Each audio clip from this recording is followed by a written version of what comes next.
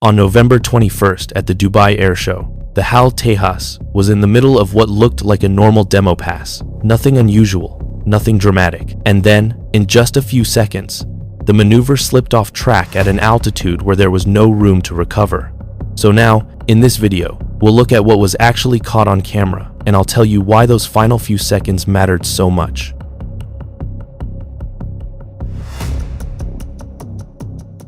The aircraft involved was the HAL Tejas, India's indigenous single-engine fighter. The Tejas has a remarkably strong safety record. In roughly 2 decades of operation, publicly available information suggests it has seen extremely few major incidents, and almost no fatal ones. So, nothing about its history points to an unsafe design. The pilot was Wing Commander Namanch Sial of the Indian Air Force, a highly respected, highly experienced aviator. His loss is a tragedy for his squadron, his family, and the Indian aviation community. And it's important that we talk about this event with that respect in mind. The crash happened during a public demonstration flight at the Dubai Airshow. Then came the low knife-edge pass, a sideways presentation toward the crowd that creates one of the best visual moments in any jet demonstration. Up to that point, nothing in the video indicates smoke, flame, or obvious mechanical trouble. No unusual control surfaces, no visible pitch oscillations, and no sign of an emergency call. But what happened in the seconds that followed will likely become the focus of the investigation. To understand this accident, we need to briefly break down what the pilot was attempting.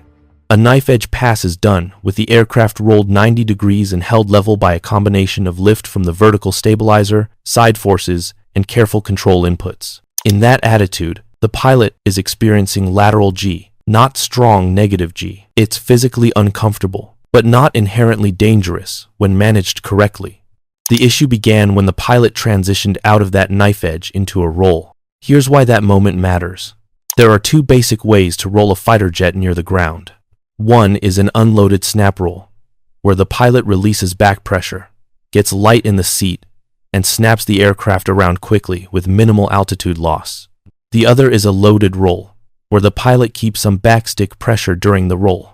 A loaded roll looks smoother, more graceful, and more controlled, but it comes with a heavy penalty. You lose altitude, fast, and that's what we see on the video.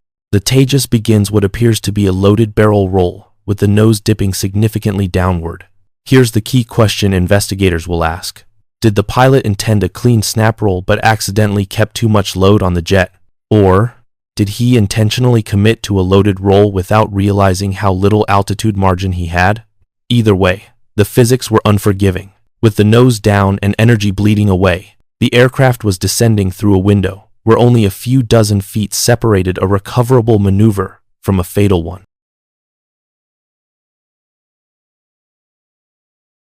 A delta-wing aircraft like the Tejas behaves beautifully at high angles of attack, but it also bleeds energy quickly after a big pitch input. The first big bit of the nose, the initial pull coming off knife edge, likely drained significant airspeed. This is normal aerodynamics, not a design flaw, but it meant the jet was already slower when the roll began. We also see something else important. The Tejas was carrying weapons or external stores on its outer wing stations. They appear to have fins, suggesting actual weapons rather than simple fuel tanks or inert pods. Why does this matter? External stores increase mass and inertia at the extremities of the wing, which slows the roll rate and reduces agility. Pilots know this. Training emphasizes that aerobatic routines are normally flown clean, no stores, no pylons, because even a small reduction in roll rate can matter near the ground. That's why teams like the Blue Angels and Thunderbirds remove everything from their aircraft. In the crash video, the Tejas' roll rate is noticeably slower than a clean snap roll shown earlier in its routine. Even in slow motion, you can see the difference. Where the clean snap looked sharp and crisp, the accident roll looks like it's moving through molasses. That sluggish roll rate is one of the most important contributors to what happened next. As the aircraft rolled through inverted, vapor formed along parts of the delta wing, a sign of high angle of attack and rapid energy loss. The nose pitched even farther downward. From the ground camera angle, it's clear the jet was descending steeply. But then came the moment that may have misled even an experienced pilot. The Tejas rolled through wings level, still descending, but now pointed forward instead of downward. This is a dangerous illusion. When wings are level, the view out the cockpit can momentarily resemble a normal low-altitude pass. A pilot might think, "I've got this. I can fly out." The problem is the aircraft's sink rate. If the jet is still dropping at hundreds or thousands of feet per minute, a wings-level attitude is not a lifeline. It's a trap. By the time the Tejas reached that moment, the altitude simply wasn't there. A brief spark appears near the tail just before impact. This could be a compressor stall or airflow disruption, but it happened too late to matter and does not appear to be causal. From an energy and configuration standpoint, the jet was already out of options. Whenever an airshow accident happens, investigators begin by asking a familiar set of questions. And even though we have clear video of the Tejas's final maneuver, there's still a lot that only the official report can answer. One of the biggest questions will be how the pilot perceived his altitude and energy in those last few seconds. Airshows over desert terrain can make height judgment tougher than expected. The ground is flat, the colors blend, and the horizon isn't always crisp.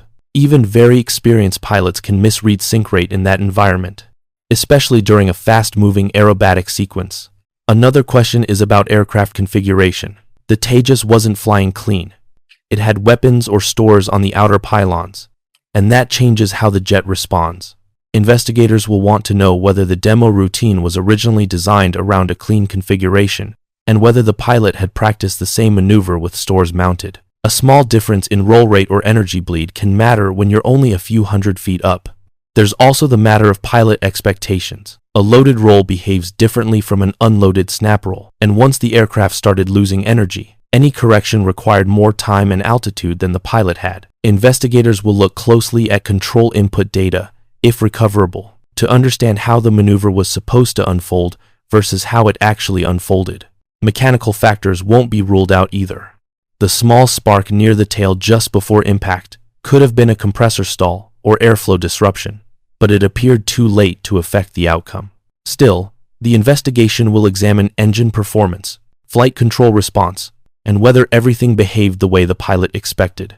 And finally, they'll evaluate the human element, not in a blaming way, but in terms of workload, task saturation, and how quickly a pilot has to transition from demo mode to save the airplane mode when something feels off. Airshow flying is a blend of skill, precision, and timing, and even a momentary miscalculation can close the escape window almost instantly. For now, that's where we have to leave it. We know the maneuver that led to the crash, but the deeper why will depend on what investigators uncover about the pilot's inputs, the aircraft's response, and the context behind the routine. When more official information comes out, I'll cover it here. Until then, thank you for watching, and feel free to share any thoughtful questions or insights below.